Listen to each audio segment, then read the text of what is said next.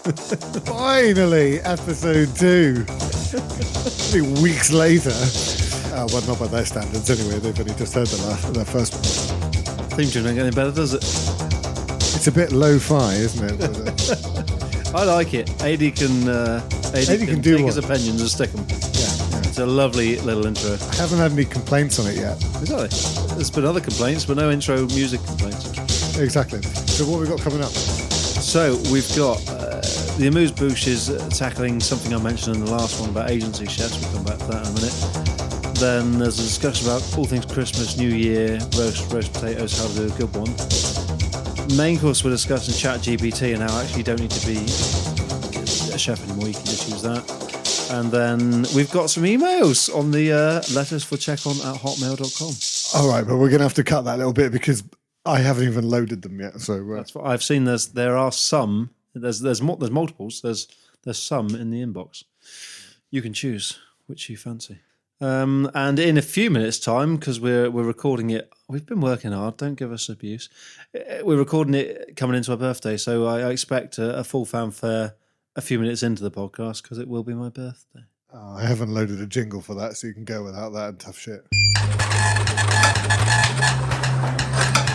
CheckON. So the agency chef. So there was a small snippet where in the first episode, the music, I said it's an awkward track and it sounds a bit like an agency chef. And then ironically, due to the fact that we decided to close the restaurant, and then I thought, you know what, it's Christmas, New Year, we can offer out some assistance, we can give a little hand.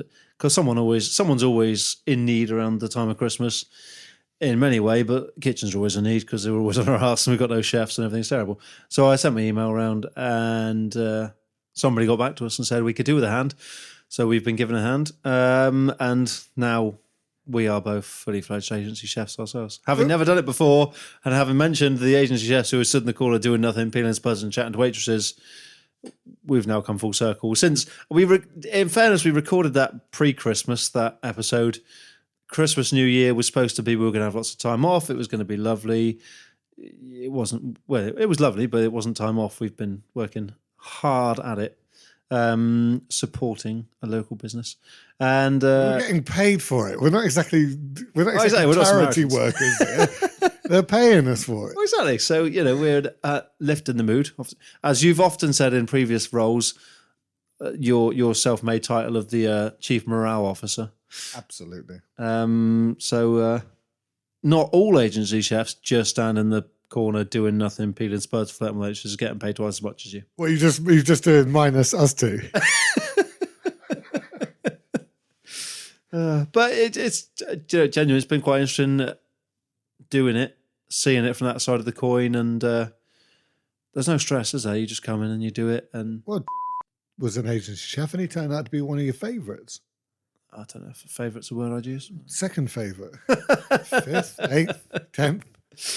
Yeah, but I mean, he did it for a number of years, and he only actually started working for us full time. That was the first full time job he'd had in years because he just said full time kitchens. And it's true, you get caught in the politics or the whatever, and like that's not what it's about. You're not there to do that. You're just there to turn up and cook food, and it's pretty easy, isn't it, to just do food when you've got no external pressures. You're just doing it, and I suppose that's why they say. They moan about it in the NHS and say the NHS is knackered. But they say, it's the agency staff and they've got all these agency nurses and stuff. But you see why people do it because there's flexibility. There's not so much pressure on you. You just have to turn up and cook. There's no there's not too much politics. You may get called scum now and again or shouted at, but there's no expectation for you to play the hero. No. It's always nice to play the hero, isn't it? Put a little bit of cheese on the kitchen, have a little dance, get some music going. Actually, if you work really hard at an agency, I found that you do become the hero pretty quickly. Yeah, what's Archie? We've named him. I don't know what his real name is, but we've called him Archie. We'll call him Archie. We called him Archie. He loves the gayness. He loves it. Well, we'd only been there 3-4 days, and he said, "Can you guys stay forever?" Yeah, he had daddy issues, I imagine. Yeah, daddy issues. We were the father figures. Yeah, but yeah, no. So not all agency is bad. I'll tell you what is bad though: when you fit the wrong light bulb into your light fitting, and it's supposed to be a dimmable bulb, and you haven't bothered. Oh, it's because flickering. I'm getting flashbacks to the Mary Whitehouse experience where they had strobe lighting in there just to try and find the epileptics in the crowd. Like, I'm getting me. Are you getting ready for that? It's still me headed. Ah, that's better. All right, as you were. So yeah, apologies to any agency chefs out there we offended. We are now in the fellow brotherhood. We appreciate you. We're agency scum. Yeah. Oh, is this my bit? Well, it can be your bit if you want it to be your bit. No, that's fine, because I thought you wanted to switch it over. But fine, we'll change the rules again Well, you without telling me. do what you want, dear. I don't know. No. All right. No, you don't have to. It's fine. So I've been talking to our who's development chef at one of the universities. Can't remember where. I'm not supposed to name him anyway, am I? No. So he decided in all You of have to this. bleep out his name as well. What? Do I have to? Yeah, because otherwise other people get upset if you don't bleep out names. Right. So he who shall not be named is becoming a development chef. And he decided, in all of his infinite wisdom, that he was bored, as most days, thought he'd look busy for the bosses, and decided what is the perfect roast potato and how can you pull it off. He's tried the 250 degrees that I cook them at. He's tried many things. And the weird thing is that he arrived at this one. Peel your potato, cut it in size, steam it for 8 minutes, take it out, freeze it solid, absolutely freeze them solid, Right. and then take them straight from the freezer and 180 degrees for, I think, an hour and 10 minutes or something like that. Probably got that completely wrong. But 180 degrees just all the way through. Sounds terrible. He steamed it for 8 minutes. 8 minutes That's just to not rough enough. up there's a bit on the outside. That's not enough. So he reckons it's the best roast potato ever. Well, I think he's known for making bad life choices, that one. Oh, we covered that. 8 minutes. I suppose his name's bleeped out. Why don't we call him drunk driver while we're at it? And nearly writing off a bus full of people, and nearly killing himself in the process. You can't steam a potato for 8 minutes and expect it to make a good roasty. Apparently, it just roughs the edges up just a No, little. it doesn't. So, well, you were saying that where we've been agencying, Could try it. that we'll try it tomorrow. All right. I can't try it tomorrow. It's my birthday. Tell you what, Your birthday. my birthday now, actually. Happy birthday to me. Happy birthday to me. Happy birthday, dear Darren. Happy birthday to me. This has been recorded on the 6th, moving into the 7th. It's the 7th now. It's midnight. My birthday. Got a can of Budweiser to prove it. And I got abuse from the Scousers. I was at the garage. 41. I was at the garage getting the Budweiser from a well-known petrol station in St Austell. And the two local drunks, they're not local, they're Scousers, but two Scousers drunks come up to the window. Here we go. So I quickly pay for my beer and off I go. And I'm getting back in the car. And then the guy at the window shouts at me. He's like, mate, your transaction hasn't gone through. You've got to come back and put your pin in. Fine. So I go walking back towards a put a pin in. And then I'm just getting, hey, he hasn't got any money. Look at him, mate. And then they start waving their arms and getting all excited. Oh, goodness. Harry Enfield sketch. Yeah. So I'm 41. Happy birthday. Anyway, talking of which, AD, who gets us good slagging in many of these conversations, do you remember when he was doing them down at the other hotel that we shan't mention? And he was like, oh, they're nice with the skins on. You lazy bastard. You lazy. Nice with the skins on. He Lazy. Lazy. really tried. Oh, no, they're nice. They're not. Well, they are, but they're not as nice. Yeah. I personally cook a roast potato till it's pretty much, well, it's definitely cooked all the way through. I don't parboil it. I boil it till it's a boiled potato. It's a cooked potato. Then drain it off very gently. I don't like the whole ruffling it up. I like drain it off gently because otherwise it just falls apart because I've cooked them to the point of mash. Then put them on a tray, blast chill, fridge, whatever. Do them the day before, at least the day before. I don't cook them in seasoned water. I cook them in unseasoned water. Take them out, drain them off when they're just about falling apart. Then season them because then that just helps draw out the last of the moisture. And then you end up with a really dry potato. Leave it in the fridge, uncovered for a day. And then the next day... And they go black. No, because they're cooked. You fully cooked it. Get that black sort of look. No, because that's if you undercook it. It's fully cooked at this point. You've got a fully cooked potato that if you try and do anything with it, it's going to fall apart. But you leave it in the fridge, it sets right up. It goes rock hard because it's a cold potato in the fridge. Next day, loads of oil. None of this. Put a little dribble on it. Plenty of oil, you know. And then whack them in a hot oven. At temperature of the oven, you can do them at your temp at 250. You can do them at 180. They'll just take longer, but they just get a nice crunch on them. And I did them yesterday. Well, it wasn't yesterday because it's Tuesday now. I did them on Sunday at the place that Shelby mentioned.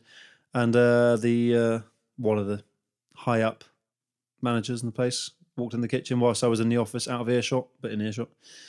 And he said, "My God, that is the best roast potato we've ever served in this hotel." And I got out of my chair, ran around the corner, and took all the you praise. couldn't wait to lap that up.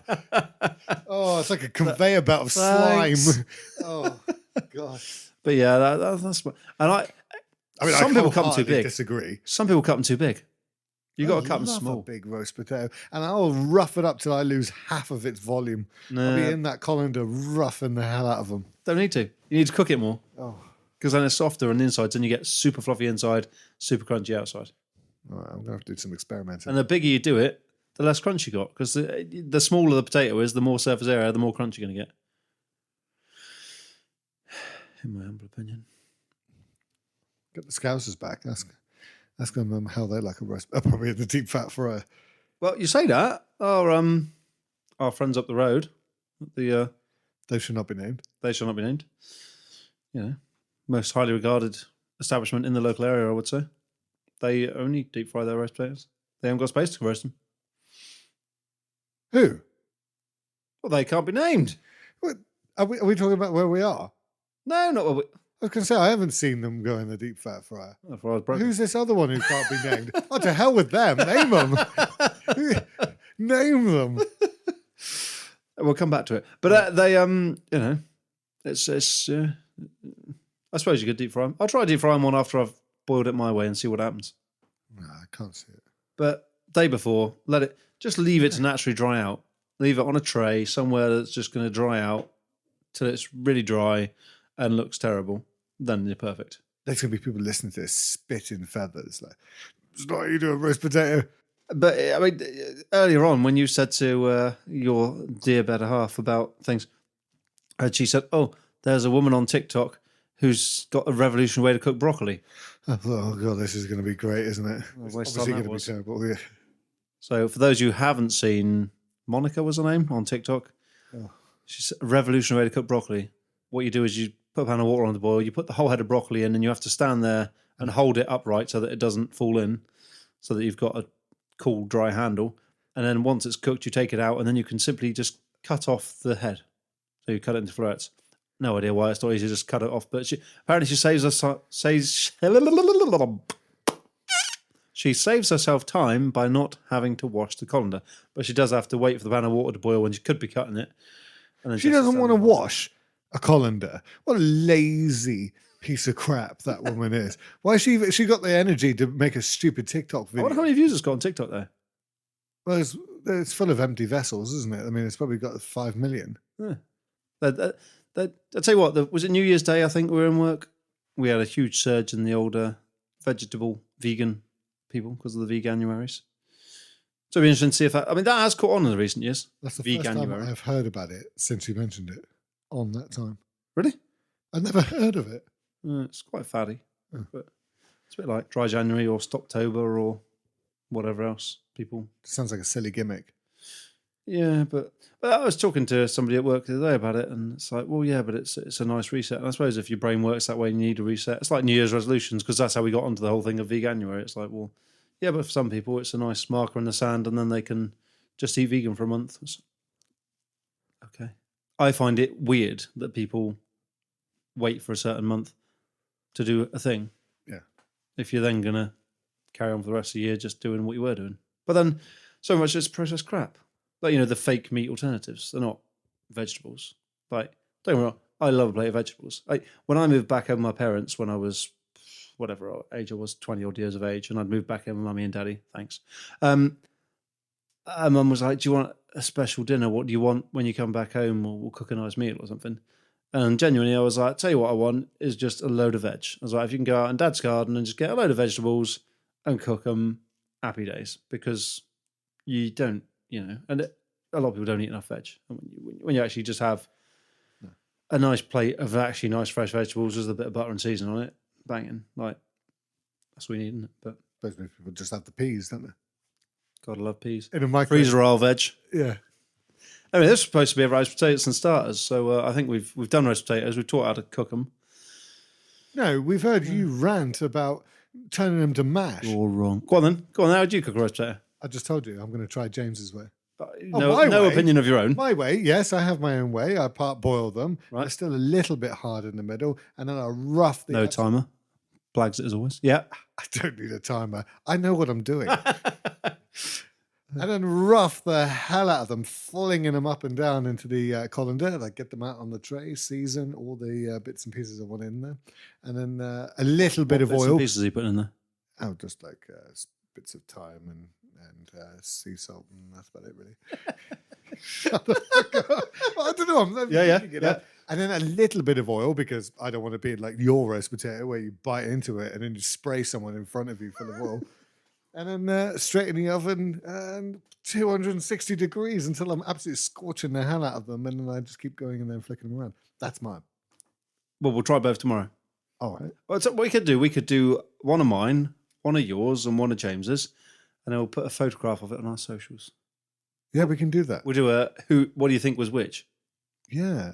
All right. And then we'll do a quiz, which one looks best. Do we have to eat James's? I'd love to. 8 minutes in a steamer, then freezing. Rubbish. Not that it's on our agenda for today, but equipment that isn't quite functioning on all cylinders because we haven't got a steamer at work at the minute because someone broke it. Anyway, the main event of today. CheckON. It's nice that, isn't it? It leads right in. Now, the main event is my brother introduced me to this, ChatGPT, the world of AI and things. But then I've expanded on it and used it more for work. And I introduced you to it, and you were skeptical. I'm very skeptical. As you usually are. I take a while. As a chef in a kitchen, it's just become a priceless tool, really, isn't it? There's nothing you can't do with it. I mean, yes, it's designed to it's artificial intelligence. It'll tell you anything. It'll do anything. But recipes-wise, it's just brilliant. You chuck in there what recipe you want. You want it in grams because you're not American and you can actually read. And you tell it what you want. Like the other day, I was making fudge and I was like, okay, I'm going to make some fudge because we had a butt ton of clotted cream left over after Christmas Day. As you always do, Christmas ordering, let's face it, every chef in the land's got about 300 Christmas puddings left in their cupboard, 7,000 mince pies, 26 jars of cranberry sauce, and everything else that they panic ordered. Oh, and a load of antipasti, loads of sliced meat. And the sponge fingers from the trifle. Sponge fingers for trifles, yeah. Everything they ordered in for the buffets that they never used. We know every kitchen's the same. But I thought I'd turn the fudge into clotted cream. That's fine. So I put recipe for clotted cream fudge. Yeah, fine, okay. It's like, can you do it in multiples of 907 gram tubs? Yeah, fine, here you go. Okay. Can you multiply the whole recipe by 6? Yeah, here you go. And there's no thinking. You just put it in and it does it. And, well, no, you did it with... well, it was fantastic because it turned your clotted cream mix into fudge. Let's not call it toffee, all right? Because... That's plainly toffee. All right. Anyway. It's a slim line. It's a slim line between toffee and fudge. What blew my mind is the brownie recipe. So I thought I'll try that. So all recipes out the window, ChatGPT for everything. And then I said, can you make me a brownie that is a recipe for a 1-1 gastro tray? And straight away, within seconds, it comes back. And I warmed that brownie up today, the portion of it, and got you to try it. And it was absolutely banging. Yeah. It was really good. Oh, it is. Well, you had to make a cake the other day and you didn't have a cocoa powder and you said, can I make a chocolate cake with drinking chocolate? And I was like... No, it was real chocolate. It was colour put. Yeah, I was like, well, so you haven't got any cocoa powder. Just tell it what you have got and it will make a cake for you. So can I make the sponge with real chocolate and can I make the butter icing with real chocolate? I have no cocoa powder. Yeah. And the drinking chocolate's obviously got milk powder in it. So I thought, well, I'm just going to try it. It turned out absolutely fine. Yeah. If anything, the sponge was tastier. I mean, every pastry chef out there now is absolutely slating me right now that it's not the way to do it. But the proof's in the pudding. Where's Tyrone Hull? Get him on here. Oh, God. I hear his squeaky Irish accent. Scott, you spars. It was great. It tasted really good. You even had a bit. Yeah, it was good. Of the mix. Yeah, but we had somebody came into the office yesterday and said to me, "Could you do us a costing?" They did a staff Christmas meal at the place we're currently temping, and they had a brief description of what they'd had. And I was like, okay, fine. And they said, well, can you let us know what the food cost was for that? And I was like, well, I've absolutely no idea. I don't know where you bought the products from. I don't know what went on the plate. I don't know what the portion size was. I'm absolutely shooting in the dark. I've got no idea. So I ChatGPT it and said, right, can you give me a cost price in the UK for this starter, this main, this dessert for this many people? And I even gave it the two choices. I said that the dessert options were Christmas pudding and treacle tart. There was this many people. Who would have ordered what? I don't know. And it's based on the fact you did 70 people, probably 42 of them would have had treacle tart, and the other 28 would have had. Yeah, it told me the whole lot. The other 28 would have had a Christmas pudding based on that. Gave me the whole thing. Copied and pasted it all out into an Excel spreadsheet and went, well, this is, it gave you the price breakdown. So it was like a kilo of turkey is this. It was a kilo of turkey breast is £5, but then you're going to get 50% yield from that. And you're going to give a 200 gram portion. So it was £2.40 a portion. So it's like, great. But it's instant. It's just there. And you go, okay, well, this is all this information, put it all in. You go, yeah, that's all. And it's all sensible. And obviously it's not exact because it wasn't there on the day that we served this meal. I wasn't there on the day they served that meal. It's complete guesswork, but it's based on an average, which is far more accurate than what I would do if I just plucked it out of thin air. Yeah. So it's like costings on it now. If you want to do a costing of a dish, you can write in the dish. It really wound AD up. We did it back at a previous job that we worked in 2 years ago. We were sat at the pub and we were writing the menu, and we had to do costings of it all. Fine, whatever. And you know what it's like, because you're creative as a chef. You're sitting there, you come up with a dish, and you're going, "Oh, that's nice. What would go well with that? Oh, that'd be nice. We'll do this. We'll do that. We'll do that." And you write all these things out, and you go, "Cool, that would all be great." Well, then of course you need to have a costing. Now, in order to do the costing, you have to cook it. You've got to cook various different iterations of it. You have to try it different ways, much like the roast potato, but it's different styles, different amounts, different quantities. You cook it all off. You go, that one's the best. That's how it's going to be. And then you figure it out and you go, well, 10% that's going to be wasted because people will burn some, drop some, cook too much, whatever. Figure out a rough cost and off you go. It's quite a long process to do a costing properly. And so I said to Adi, well, I'll tell you what, let's just put in all the ingredients. Let's put in what the dishes are, and then say, give me a detailed recipe of all these things. Let's imagine he was stressing about that. I'll tell you what he's stressed about. So we did that. We put it all in. We said, right, give us a recipe for all these things, and he printed the whole bloody lot off. And then we had a kitchen manager, so we gave all the recipes to the kitchen manager, who then, had to then go and do all the fact finding, which you would have done in seconds on there, but they employed us, so they had to give us something to do.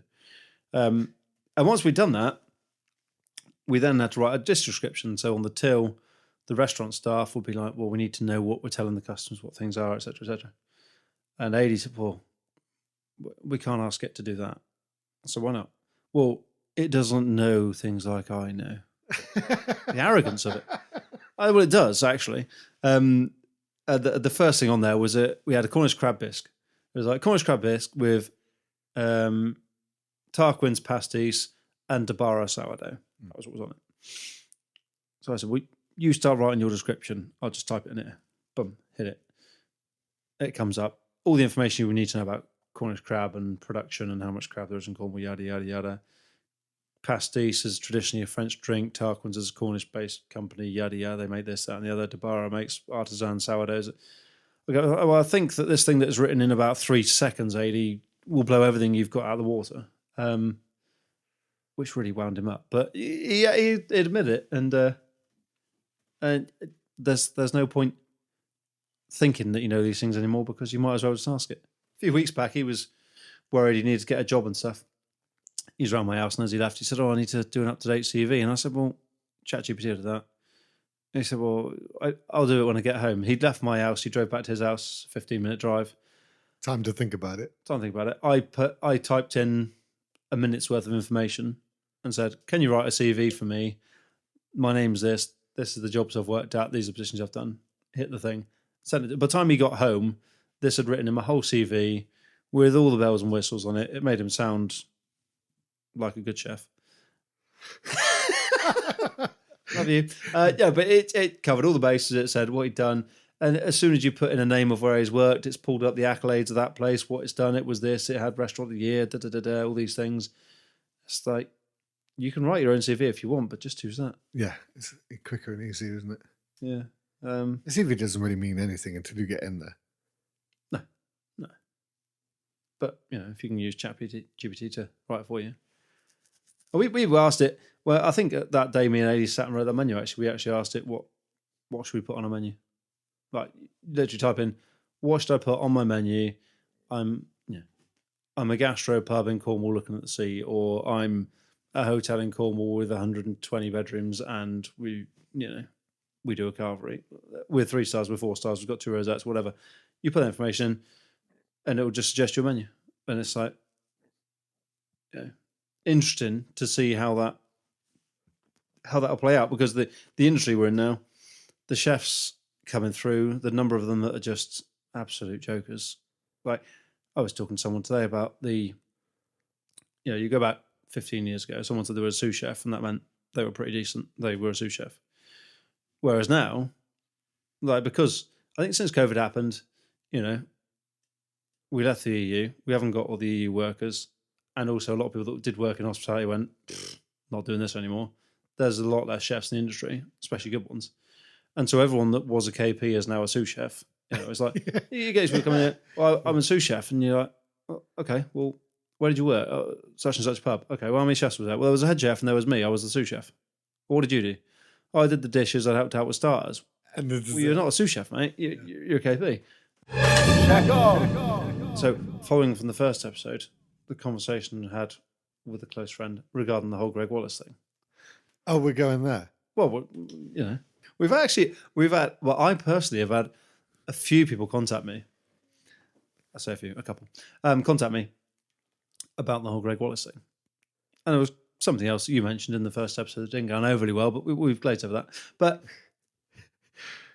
the I suppose, what's it?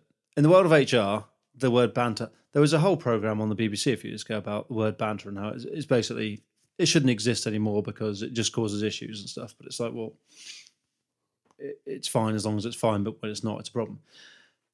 And the whole Greg Wallace thing, it's like, if there's a guy saying he wants a jam tart and someone's moaning about it, then get over yourselves, nobody cares. It's just serious, whatever. Then it gets blown out of proportion by the media, yada, yada, yada, yada. But then the point that I made, the counterpoint to that, was the whole, if someone says something, if he's done something behind closed doors, that he's been a knob, he's done something that whatever, and I say a lot of things in a lot of kitchens and have done many a time that could be deemed as offensive, but I would never do it intentionally to make anyone feel alienated. I would always do it to make people feel included. I sound terrible here in this, but anything I say that could be deemed as offensive, it's like, if I'm not saying or doing something or whatever for fear of upsetting someone, then by virtue of that, you're treating someone different because of a purpose. But it's that whole treating people different kind of thing. And that's the whole Greg Wallace thing, was that, I'm not saying if he's been doing things that are sexually inappropriate and upsetting people and all the rest of it, tear him a new one. Well, that's the big bit. If there's no guiltiness at the moment, I mean, that's why I haven't gone after him. He's almost brethren. You're innocent until proven guilty. Whereas online, I get it with the media. They're going to blow it up because he's a celebrity. Yeah, a celebrity with a gob, and he's white. So they're gonna go after him hard. But the problem is on the online, he's guilty until proven innocent. I've got his back for a bit. Well, that's fine. But that's fine. Straight to the firing squad if he's guilty. But in my view, I don't think anything will come of it. What was I going to say? Yeah.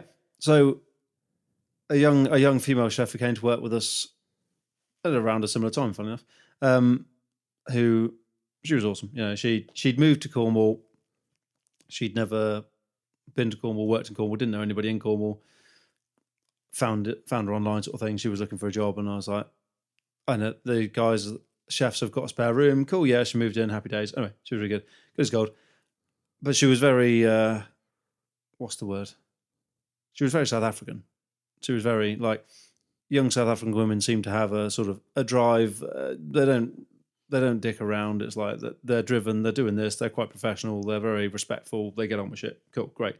She came in the kitchen one day and said to me, Chef, I have a problem. I was like, what's the problem? She goes, I might be in trouble. Why are you in trouble? Oh, I told the resort director to fuck off. I was like, oh. I said, well, Probably deserves it. I said, if you've said that to someone, I've got your back. Whatever you've said it for, I trust you wholeheartedly that you've said it for good reason. And, after asking, I think it basically turned out that this girl, I think she was 19 at the time, was in a kitchen on her own, and this guy who was 50-odd was hanging around her in a kitchen and saying that they should exchange phone numbers and they could send each other pictures on their days off.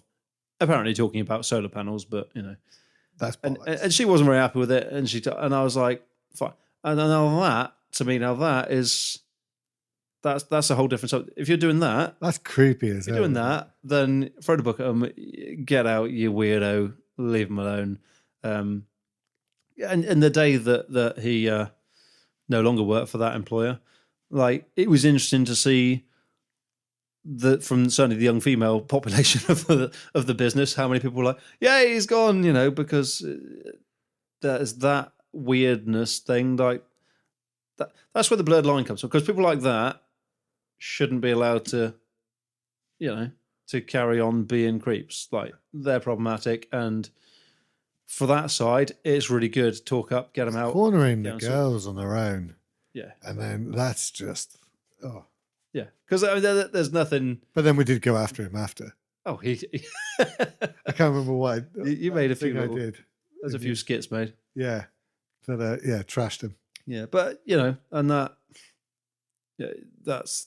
that is wholly different from as we currently see it, lovely jubbly and gentle. But then that's the entertainment value part thing, and if what you see on screen is the entertainment part is the problem, then it's not really a problem. If it's something different, fair enough. Anyway, that's ChatGPT. Highly recommend you download it and do the rest of any work you have to do in the rest of your life on there. So should we move on to the next segment? Well, we better get to the dessert. Check on. I've just been scouring the inbox and we've got an email from Dave in China. Excellent. Right. I was teaching at a small corporate school in China. Great place if you like communism. It was early in the day. Everyone is preparing for classes. Easy work. By the way, he spelled easy as in E-Z. I should just delete everything now. I think I know who this is. All right. Easy work, PowerPoint, printing, etc. I was making some copies, as you do, when your run-of-the-mill hippie expat girl comes bursting in. She's a co-teacher of mine. And of course, she's stressing and angry. Oh no, I've got C12 today. They are the worst class. Can I use your printer real quick? I've not planned at all. I'm feeling really overwhelmed right now. All over the place. Now bear in mind, this is all under a minute. So naturally I ask her if she started her period or something. Oh, then passed her some tissues. Oh, I mean, you can see where this is going right now. I can almost, I don't even have to read on and I know what's coming. A classic. Now, I was expecting her to retort with a quick-witted attack on the size of my manhood or its inability to perform. We'd both laugh, and I wouldn't have to hear any more about it. We'd both move on with our days. Job's a good one. Instead, there was only horror on her face. The tissues drifted to the floor in an awkward silence. Next thing I know, I'm sitting in front of HR explaining that, no, I don't think the menstrual process of our opposite fairer sex is funny. And that I was just making a silly joke. HR didn't really care, to be honest. They just rolled their eyes. They just wanted to get on with doing nothing again. It's funny, it seems like all the mincers from the kitchen managed to get manager positions in these corporate places. Good thing is that hippie girl didn't talk to me much after that. Though she didn't talk to anyone much after that because she broke her contract early and went traveling around Vietnam and Thailand. God bless her. Do you guys have any stories of the outside world just not getting kitchen humor? That is the worst English. He wasn't necessarily English through and through, though, was he, from birth? Okay, so let's just. There are some things that happen in the kitchen that you just think that would just never work on the outside world. I mean, it just would never translate. You do that, I mean, you've lost everything, your job, the whole works. There's something about the kitchen banter. Do you know what's funny? After we were just talking about ChatGPT, when we were first looking at doing this, I put a thing as ChatGPT, and I said very quickly, what things do you think we should discuss on a podcast about kitchen life? And one of the first things that came out of was the dark and twisted, weird sense of humours of kitchens, which I thought, well, that's strange. And I didn't say anything about twisted or dark. That was what it naturally came up with as kitchen entertainment, not kitchen culture. But why? Why is that? Why is it like that? And why do I enjoy it? We're different people in a kitchen to when we're not in a kitchen, and people in the kitchen, it is a different world. But it's that you don't know what this person's going through, you don't know what's wrong with their day, you don't know anything. So, and I mean, I don't know how close they were as co-teachers or whatever, but it's not going to go down well, is it? It's no, not at all. It's I don't know. Well, I've tried to explain this to people before. It isn't easy to explain. I suppose a squaddy would understand. Yep. Work hard, your banter's hard, and you play hard. That is the life. And I was trying to work out why, but it's the scale of hours, it's the pressure you're under. You need an outlet. You need, and everything becomes magnified in order to cope with it. That's the only way I can sum it up as to why the banter is so strong in the kitchen that would never be put up with in most other environments. But it's a comedy thing, isn't it? And a lot of the big comedy stars that we would go and see in the UK of today, they're forever pushing the envelope more and more of what's deemed as funny. And to some people, to a lot of people, stuff they say would be like, well, you can't say that, you can't do that. It's completely out of thing. Ricky Gervais with Afterlife, there's a bit in that his wife dies, it's all very sad, and then he just goes around being a dick, essentially. And his brother-in-law's like, oh, you can't do this, you can't do that, you can't. And his retort, you can. It doesn't actually hurt anybody. You can do whatever you want. And that part of... But people do like the shock, though.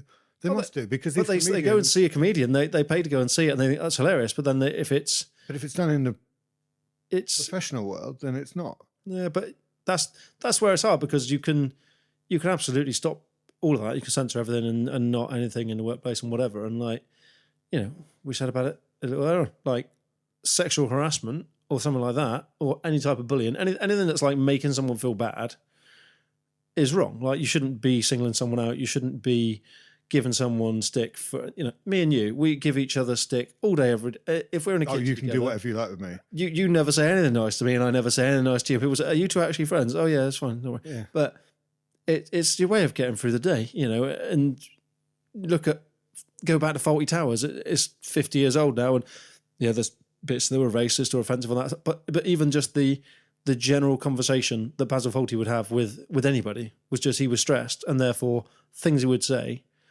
thinking, what are you doing? Them, Just my way of getting through the day, dear. It's just it's the way of getting through the day, and you're enjoying it because you're in there for so long, you're doing all the hours and all the rest of it, and the last thing you want is for it to be causing. And a lot of chefs, a lot of head chefs have got this ego which is aggro, and they are aggressive and they are horrible, and they do instill fear, and a lot of the people that work in our trade are youngsters, and I get there's a huge responsibility on people in the industry that you're going to be, these youngsters, let's say restaurant staff, they're going to be working with people older. I'm now 41, it's my birthday. Older people who they're going to look up to that and see that, and you think, well, they are seeing adults behaving in a certain way, so then they are going to take that on. But do you want them to go on to be thick-skinned and they can deal with stuff, or do you want them to go on to be, you can't do anything or say anything? And it's a real tricky balance. And I think that's in the world, isn't it? That's not just in kitchens in the workplace. Like, the world now, everyone has to have an opinion. Everyone has to be polarised on everything. And you think back, do you remember the first ever South Park Christmas special? I think it was the first ever one they did. And they did a non-offensive, non-Jewish, non-something Christmas. And they all got together for the school play. And they're like, well, what's going on here? And they had all the children dressed in grey, and they were all twirling around on the stage. And the music was happy, happy, happy, everybody's happy. And then there were, I don't know why I remember this, but the lyrics of it, as I turn and look to the sun, is raised by my eye, how like a turtle the sun looks. And they're just all turning around in circles dressed in grey. And they said, well, this is our non-offensive, non-this, non-that Christmas show, because everything to anyone's offensive depending on what your culture is. And everyone's cultures are different and all the rest of it. But that's where you could end up. But to the original email from Dave, kitchen banter, kitchen humour, you you're treading on a thin line if the other person, and anything humour, like whatever humour is, if it's between two people, like if you're broadcasting something, if you're standing on stage saying something, doesn't matter what you can say whatever you want, and people come and see you, whatever. If you're having a one-on-one, in my opinion, if you're having a one-on-one conversation with someone, then the most important part of that humour is understand the person you're talking to. Like, I wouldn't say most of the things I say to you on a daily basis to my mother. She would not find it funny in the slightest. But then, like, that's just understanding the individual, and that's... we went to a Christmas party a few years ago. I don't know if you remember. We were sitting in the car. My mum was driving us because we were going out to have a few beers. And one of our colleagues came running down the road and we were like, "Oh, do you want a lift?" And then he started swearing, nothing particularly bad, but he swore a little bit. And I got awkward. And you got awkward because mum was driving. And then he went, "Can't upset mother." "Oh, I'm so sorry, Nick." Oh, and he was absolutely mortified. Still is to this day because we wound up about it still. But, it's just knowing who you're talking to in that situation. And so I think, he probably, Dave here in China has probably thought, I think as he says in his email, I expect her to call me a piece of shit, give me some abuse back, and it would all carry on. Didn't actually mean any offence by it. He's not an offensive chap. I mean, he's about as placid, isn't he? Quiet and polite as you could possibly be. Like, he's a lovely stand-up guy. He's built like a tank. He is. But he's soft. But he wouldn't have said that to try and cause offence. He would have said that thinking it would have just lightened the mood and gone, "Look, it's not that bad. Let's have a look. What do you need? I'll give you a hand." And I'm sure he would have done the printing for her. But I wonder what he said that. Must have thought when he explained the story to her. "Why are you home early today?" But you do that and you expect that, but then that is the world we live in now. You have to be careful of what you say. Oh, you get fired. Or you get fired, or you get pulled into HR and they tell you not to do it. But I know when I say the stuff that I say to you and to others, I know that they can take it and they'll give back. Exactly. It's knowing who you're talking to. Know your subject. It's just knowing. I wouldn't do it to, if they brought in a new, this is a woman, isn't it? So if they brought in a new female chef, I wouldn't immediately, say that you have to suss people out first. Yeah. And even when you do, and if you say something, you're never saying it to be offensive, are you? You're not saying it to upset that person. You're saying it because it's comedy, because you understand the other person is going to enjoy the comedy that you're having. Yeah. Yeah. Good. Well, I think that's a wrap, people.